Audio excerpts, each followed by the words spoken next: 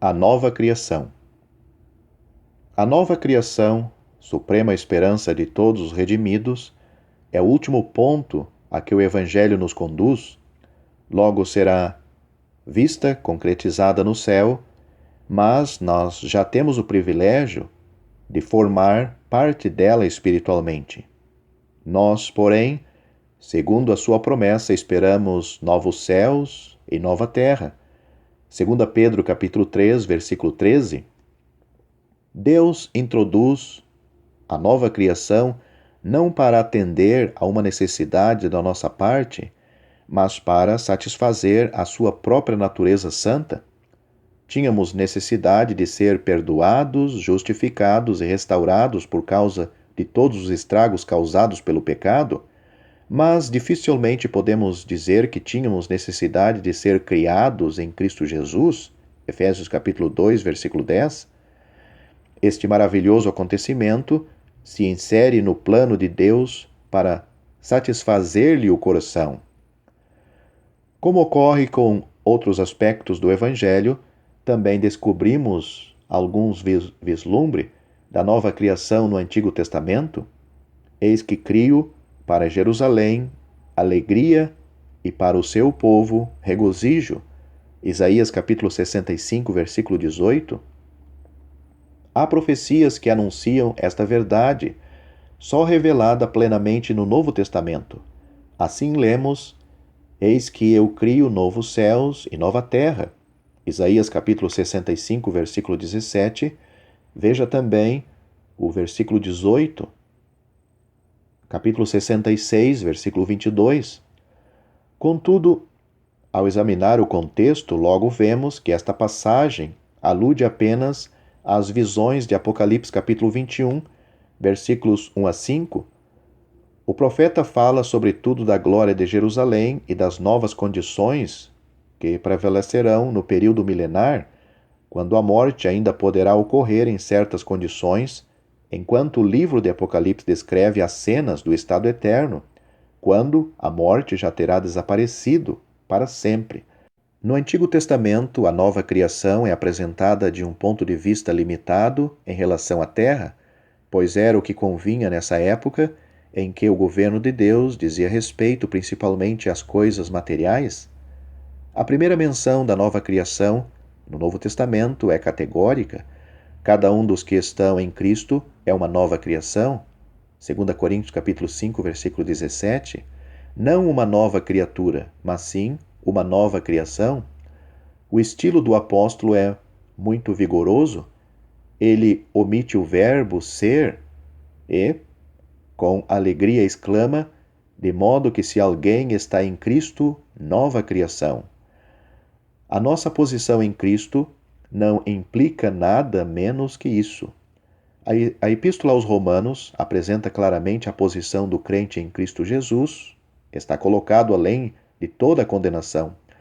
Não obstante, não podemos compreender verdadeiramente esta posição sem entender o que é a nova criação.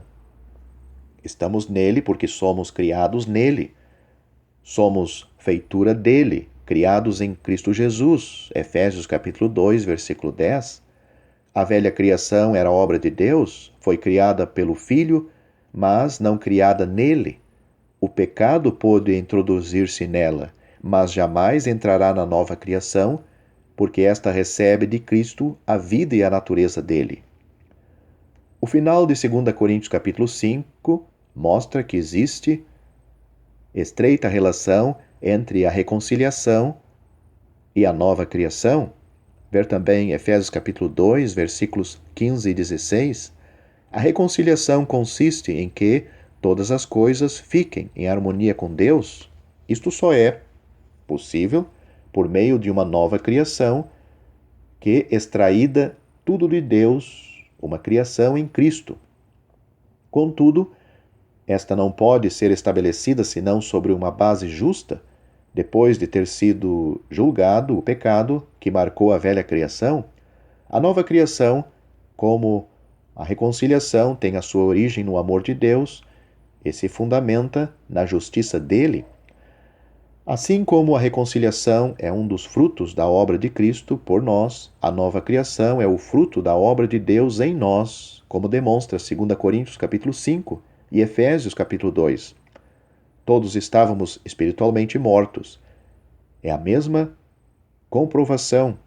2 Coríntios capítulo 5, versículo 14 e Efésios capítulo 2, versículo 1. Deus nos deu uma vida nova e nos estabeleceu em Cristo. Tal é a obra de Deus em nós. Somos feituras dele. A nova criação tem como fundamento a ressurreição de Cristo. Deus opera maravilhosamente nos crentes, os quais serão eterno testemunho de sua justiça. 2 Coríntios capítulo 5, versículo 21, e da suprema riqueza da sua graça. Efésios capítulo 2, versículo 7. A nova criação não é um remendo da velha. As coisas velhas desapareceram e dão lugar às novas, que são inteiramente de Deus. Isso é também verdade com respeito a Cristo. Ele se humilhou uma vez nas circunstâncias da velha criação, estando entre nós segundo a carne. Romanos capítulo 9, versículo 5. No final de sua vida perfeita e santa, morreu sobre a sentença que condenava a velha criação, o justo pelos injustos. 1 Pedro capítulo 3, versículo 18. Dessa forma, ele estabeleceu os fundamentos da nova criação nele mesmo, ressuscitando dentre os mortos. Adquiriu assim um caráter novo e celestial. Para nós também todas as coisas se fizeram novas. Antes de tudo, recebemos uma vida de natureza diferente. A vida do homem natural é baseada no egoísmo, pois ele vive para si mesmo. Fundamentalmente, a nossa vida de crentes tem como centro a Cristo. Não vivemos mais para nós mesmos, mas sim para Ele, estando constrangidos pelo seu amor. 2 Coríntios capítulo 5, versículos 14 e 15. Em seguida, a vida nova também conduz a novas relações. Para compreender isso, comparemos os discípulos nos Evangelhos e no livro de Atos. Entre a primeira e a segunda situação, o Senhor separou, soprou neles o Espírito Santo, operação da nova criação, João capítulo 20, versículo 22, e o Espírito Santo mesmo veio à igreja. Nos Evangelhos, os discípulos conhecem o Senhor segundo a carne. No livro de Atos, conhecem-no segundo o Espírito. Nessa altura também ocorrera uma mudança na condição do Senhor, mas é preciso notar a grande mudança ocorrida na condição dos discípulos. Com efeito, o apóstolo declara: a ninguém conhecemos segundo a carne, 2 Coríntios capítulo 5, versículo 16. Contudo, as suas relações habituais não tinham mudado. A única mudança se via neles mesmos. Como somos uma nova criação em Cristo, conhecemos a cada um de maneira nova. Por assim dizer, observamos todos os homens e todas as coisas com os olhos da nova criação. Somos criados em Cristo Jesus para as boas obras, as quais Deus de antemão preparou para que andássemos nelas. Efésios capítulo 2, versículo 10. Este é o aspecto prático da nova criação. Como somos criados em Cristo Jesus, temos capacidade para fazer boas obras segundo Deus. Essas obras foram feitas por Cristo, no mais elevado grau, mas nós também podemos fazê-las. Para nós, Deus as preparou de antemão. Se permanecemos dependentes, devemos andar nessas boas obras, isto é, deixar-nos dirigir para elas e praticá-las pela fé. Se nós nos despojamos do velho homem, fomos renovados e nos revestimos do novo homem, criado segundo Deus. Efésios capítulo 4, versículos 21 a 24. Veja também Colossenses capítulo 3, versículo 10. Essas operações se efetuaram em nós uma vez para sempre. Antes, pertencíamos à ordem do velho homem e apresentávamos a sua natureza corrompida. Agora pertencemos à ordem do novo homem e trazemos suas qualidades e santidade, justiça e verdade. O novo homem forma parte da nova criação, é criado segundo Deus. Ainda que sejamos exortados a nos revestir dele, isto não diz respeito somente ao exterior das coisas, mas sim também ao profundo do nosso ser, particularmente ao espírito do nosso entendimento. Revestidos destas características da nova criação, devemos comportar-nos de maneira responsável. Há coisas que devemos repudiar completamente, a ira, a maldade, as injúrias. Há outras que convém cultivar, a bondade, a humildade, a mansidão e, acima de tudo, o amor, que é o vínculo da perfeição. Colossenses capítulo 3, versículo 14. A Epístola aos Gálatas insiste na posição dos crentes, referindo-se a eles em sua unidade em Cristo. Todos vós sois um em Cristo Jesus, pois nem a circuncisão é coisa alguma, nem a incircuncisão, mas o ser nova criatura. Gálatas capítulo 3, versículo 28, capítulo 6, versículo 15. As ordenanças legais hoje já não têm mais lugar, pois dizem respeito ao homem natural, considerado erroneamente como capaz de agradar a Deus.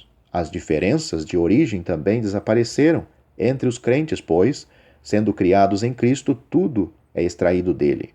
Ele é o princípio, o primogênito de entre os mortos. Colossenses capítulo 1, versículo 18. Cristo adentrou o céu com a sua humanidade ressuscitada. Agora estamos ressuscitados nele, como participantes da vida dele. Todos vêm de um só. Hebreus capítulo 2, versículo 11. A própria igreja é um resultado da nova criação. Por meio do evangelho, Cristo chama os judeus e os gentios e cria dos dois, em si mesmo, um novo homem. Efésios capítulo 2, versículo 15. A igreja é o corpo de Cristo. Nela, ele se expressa corporalmente. Podemos, pois, considerar nova criação em Cristo Jesus, tanto os crentes individualmente, quanto a igreja inteira. A consumação da nova criação ocorrerá no estado eterno. Apocalipse capítulo 21, versículos 1 a 8. Então a morte já não existirá, já não haverá luto, nem pranto, nem dor. O pecado, o sofrimento e a morte não existirão mais na nova criação. Todo o mal se encontrará debaixo do juízo de Deus, em seu lugar designado, para sempre, separado e afastado dos redimidos. Na terra de hoje, as nações existem em consequência da dispersão dos homens de Babel por causa do juízo de Deus.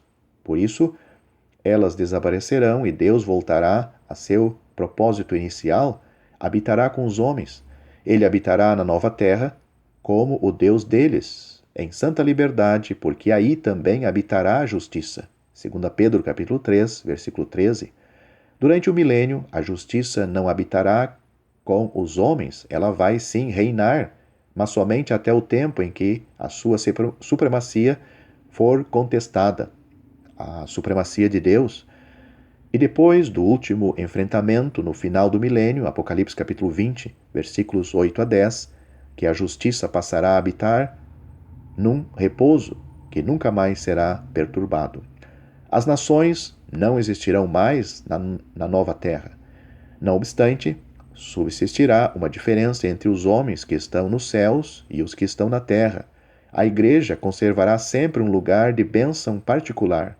Ela é representada por meio da cidade santa, a Nova Jerusalém. É vista descendo do céu, da parte de Deus. A igreja celestial, em sua origem, estabelece uma relação entre o céu e a terra. Será o tabernáculo de Deus. Apocalipse capítulo 21, versículo 3. Nela Deus habitará com os homens. A primeira criação dura somente um tempo. A nova criação é permanente, tão estável quanto Cristo, e tem as características dele em todos os aspectos, pois ele é a fonte da qual ela procede. Moralmente, ela é segundo Deus, todas as coisas são novas, e ademais, tudo provém de Deus. 2 Coríntios capítulo 5, versículo 18. Até mesmo os seres inanimados terão a perfeição divina. Tudo será permanente e inalterável. Então, levaremos a imagem do celestial. 1 Coríntios capítulo 15, versículo 49. Será maravilhoso, todo o nosso ser será feito semelhante ao do Senhor. nada mais poderá perturbar a felicidade dos redimidos. Todos os inimigos terão sido vencidos e tudo estará em harmonia perfeita. Deus será tudo em todos. Uma pergunta: quando falamos da nova criação, temos razão de dar à palavra criar o mesmo sentido literal que aquele que atribuímos à criação em Gênesis capítulo 1? Cremos que é preciso dar o mesmo sentido à palavra criar para as duas criações. A dificuldade que temos em compreender isso provém do fato de que a obra da nova criação de Deus não atingiu até agora nenhuma das coisas materiais que nos rodeiam. Atualmente, o trabalho da nova criação é espiritual. Somos renovados no espírito, no nosso entendimento. O nosso corpo ainda não está revestido. Provavelmente, por esta razão, a Escritura fale da renovação no espírito do vosso entendimento, Efésios capítulo 4, versículo 23. Pois o entendimento não pode estar completamente desassociado do cérebro, o qual faz parte do nosso corpo. Quando estivermos em nosso corpo glorificado e habitarmos no novo céu e na nova terra, veremos que nenhum termo designativo menor que criação seria conveniente para dar nome à nova criação. Hoje, tiramos proveito disso para o nosso espírito. É Deus quem o afirma e podemos crer com alegria.